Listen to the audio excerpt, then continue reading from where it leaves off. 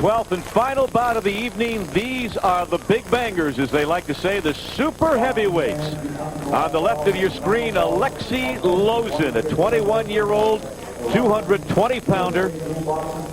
2 years on the national team, started boxing in 1984, and his opponent, the third of 3 U.S. national champions boxing in this competition tonight. Lance Whitaker, 22 years old, at 6 foot 8 inches tall, probably better known for his basketball skills, although Lance has nurtured and cultivated quite an amateur boxing career, and would love nothing more than to represent this country in Atlanta in 1996. Well, Lance Whitaker has 24 bouts to his credit. The majority of those bouts took place in the Golden Gloves, the Olympic Festival, and the National Championship. So that's really not a lot of bouts. But at 6'8", weighing normally around 237, he's going to fill it up here. Tony Filippilli, the third man in the ring. I'm very glad to see him in there. There's no place to hide, though. It's a full house. You know, one thing you might look for early on Whitaker, he admitted to us today that he simply needs to bend his knees more. He stands too tall. He has no fear of being hurt in the ring. He just says he's never been hurt as a boxer.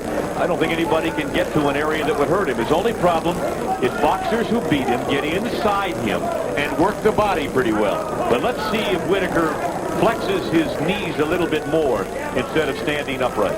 Well, there's a very interesting twist in this bout right here, and that is these two boxers met a year ago when Whitaker was just a little younger in experience, and the victor at that time was Lezin. Let's see if Whitaker can capitalize on that experience and learn from his mistakes now and come back and win this rubber match.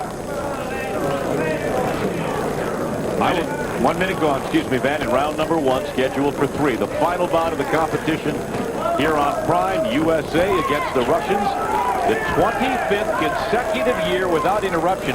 And when you think about it, in 1980, the U.S. Olympic boxing team boycotted the Olympic Games in Moscow.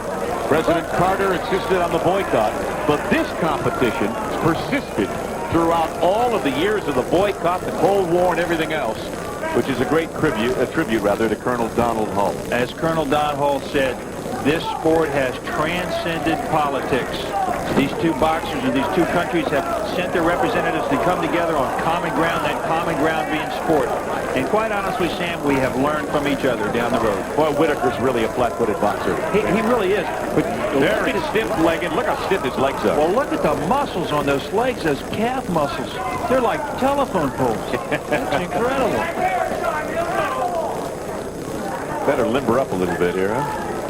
I mean, he has some calf muscles that are just bulging. But it's the knees that we're talking about. Yep. And those calf muscles, they don't really carry it as much as the quadriceps do and that muscle group above the knees. So if he can keep it bent, he'll be in good shape. Watch Lezin, classic style. Watch him get his right hand out there. There's your classic Russian style. Then he comes right back to the body with that left hand. With the left hand, he does. You got it. You got it. But now, Sam, why is it when we were walking earlier and we heard a woman say, I'm really in it, all I really want to see is, oh, what a shot. What a shot. At the bell. Was that not the bell? I just didn't know. 12 seconds left. I thought I heard the bell ring. I'm here to ring my bell, I'll tell you. Momentum has shifted. Lezin took it. Whitaker just drove him across the ring into the ropes, and there is the bell, ending 1. And it seemed like a lot of action was stored up to the end. Reached back and delivered that right hand that sent Lezin back and bouncing off of the ropes. Strong right hand by Lance Whitaker. But it needs to be pointed out, Van, that is worth nothing more than just the equivalent of a jab. It is one scoring punch in the amateur rule. Lezin just a bit late coming out of the corner after the bell to start round number 2, cleaning up his corner a little bit.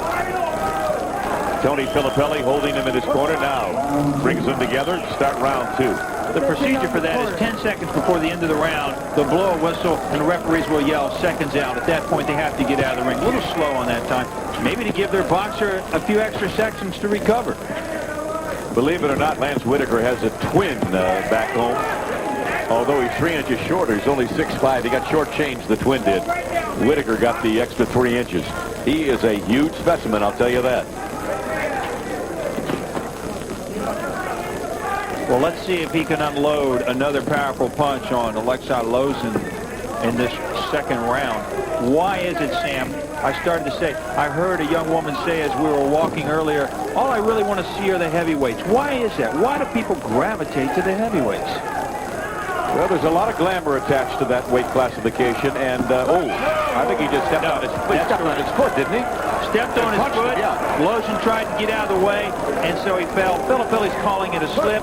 Cleans off his gloves because they touched the canvas in their back end. But watch what Whitaker does with his left foot. Look how far extended the left leg is. Incredible. And he stepped on his foot there, and he's almost done it a couple of other times. But he stepped into it. Look at that. Incredible. Now, he's going to get cautioned for that. The referee's going to caution him. It's nice to be able to play this game and be fearless like he is, because he just said, nobody can hurt me. Nobody has, nobody can. So he knows he can't get hurt. He can just, you know, do basically what he wants, but he needs to develop some boxing skills. There's no doubt about that. Oh, and he moves in and delivers a couple of body blows, seeking to do damage on Lezin. Oh, and a good shot on the right hand. You know, Lezin is no small fry. He's 6'4", 220, and Whitaker nails him again. But off balance. Most of Lance's punches are off balance. I think Lezin is afraid to move in close with Whitaker. I think he feels that Whitaker's going to unload on him, and I think very probably he's correct in that assessment. And by the way, that left foot that stepped on Lezin's happens to be a 17 size. 17. Size 17. Oh, God, I can wear that as a suit coat. As a matter of fact, your shoe coat does remind me of a size 17 shoe that I saw not too long ago. Wait a minute. Round 2 scheduled for 3. The super heavyweights are fun, aren't they? Enjoyable. They fill it up, and I do understand why the comments are made that I really want to see the heavyweight. Whoa! What was that? What was that? A slip. It was called a bowl over. Lezin lost his balance and literally drove Whitaker to the mat with his body. Now, if that was wrestling, they would have given him a 3-point move on the takedown. Took him directly to his back. The takedown. End of 2. Well, let's get back to the serious business at hand, the third and final round. And we've talked a lot about the aspects of the bout, but really haven't evaluated it. I mean, who's in command here? Pretty even? It's very even right now, I think. But I'm going to have to give the edge to Lance Whitaker. He's been aggressive. You look at who's gone back the most. It's been Lezin.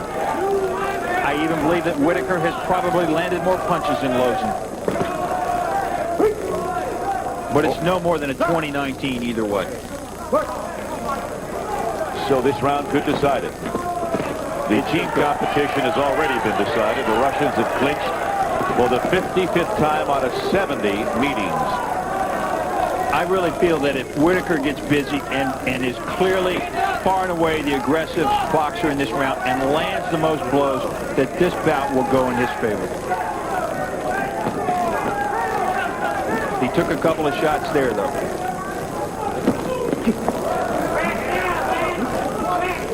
As we're bowing out here, we certainly want to call attention to the wonderful cooperation we've gotten from all the people here at Foxwoods Resort and Casino. Tremendous cooperation, a great facility. This theater is wonderful. As I mentioned earlier, seats about 1,700. Got a great crowd here tonight. But the employees of this wonderful resort have been terrific to us and made our stay most comfortable. It is hard to beat. It's one of the more pleasurable venues that we've had the opportunity to be in. That's the midway point of round number 3. This is not compared favorably with rounds 1 and 2, and you would have thought that they both would have been a little bit more desperate here because it's so close. If somebody would have come out and done something, but maybe the final minute will tell. Whitaker digs a hard right to the body. I very possibly see a 2-1 split coming up on this particular bout here, and of course when it's 2-1, you know it can swing in either direction.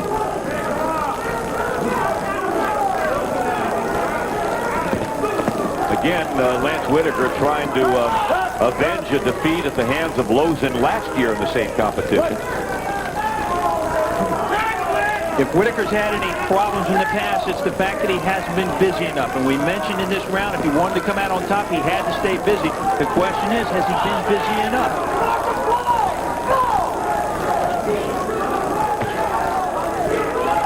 Lance talked a lot earlier today about developing a technique. There's no question he's a long way from having good technique. But he says he loves boxing because it's so self-motivating.